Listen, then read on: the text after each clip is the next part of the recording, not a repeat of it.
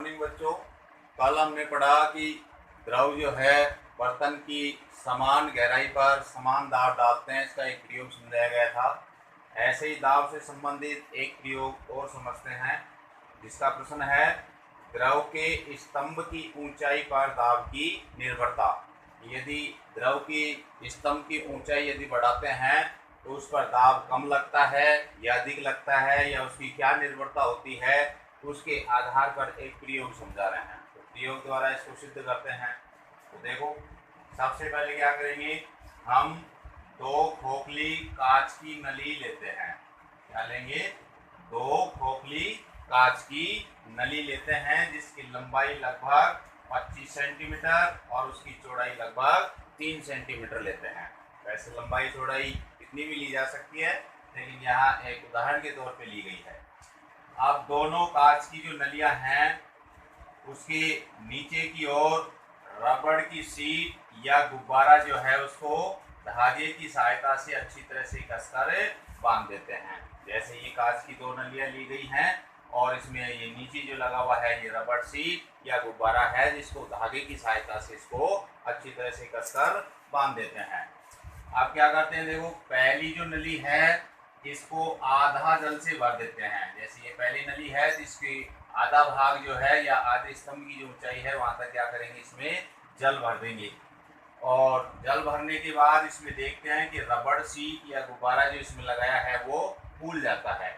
इसी प्रकार से अब दूसरी नली में प्रयोग करेंगे। तो दूसरी नली के अंदर क्या करना है अपने को, इसको पूरा जल से भरेंगे। जिसके जल का स्तंभ और बढ़ा देते हैं और ऊंचाई तक इसको भर दिया गया है, तो इसको पूरा भरा गया है। यहाँ पर पहली नली को आधा भरा गया है। तो जैसे इसको पूरा भरते हैं तो रबड़ शीट या जो गुब्बारा है वो अब अधिक मात्रा के अंदर फूलता है, ज्यादा फूलेगा ये। अब क्यों फूल रहा है तो वो भी देखो, क्योंकि पहली नली जो थी इसमें जल के स्तंभ की ऊंचाई की यदि बात करें तो दूसरी नली की अपेक्षा कम है, जो कि चित्र में दिख भी रहा होगा कि पहले चित्र में देखो जल का जो स्तंभ है केवल आधा भरा हुआ है, यहाँ तक है ये। और दूसरी नली की यदि बात करें तो जल का स्तंभ इसमें पूरी नली के अंदर भरा हुआ है। तो यहाँ जल की मात्रा कम है, या ये कहें कि इसके स्तंभ की ऊंचाई कम है। इसीलिए रबड़ शीट जो है इसकी तली पर जो दाब होगा वो कम लगेगा, क्योंकि पानी की मात्रा कम है तो बल कम मिलेगा इसको, और बल कम मिलने के कारण दाब कम होगा। और दाब कम होने के कारण ही ये रबड़ शीट या जो गुब्बारा है ये कम फूलता है। जबकि दूसरी स्थिति में यदि देखें तो दूसरी स्थिति में देखो नली में जो जल का स्तंभ है उसकी ऊंचाई जो बता रहे हैं वो अधिक है, और अधिक ऊंचाई होने के कारण इस रबड़ शीट की तली पर दाब जो है वो भी कैसा रहेगा, अधिक रहेगा। और दाब अधिक होने के कारण ही ये रबड़ शीट या गुब्बारा जो है ये अधिक मात्रा के अंदर फूलता है। तो इस प्रयोग से स्पष्ट होता है कि द्रव के स्तंभ की ऊंचाई जैसे जैसे अपन बढ़ाएंगे तो बर्तन की तली जो होती है उसके ऊपर दाब अधिक होता है। ये प्रयोग है इसका।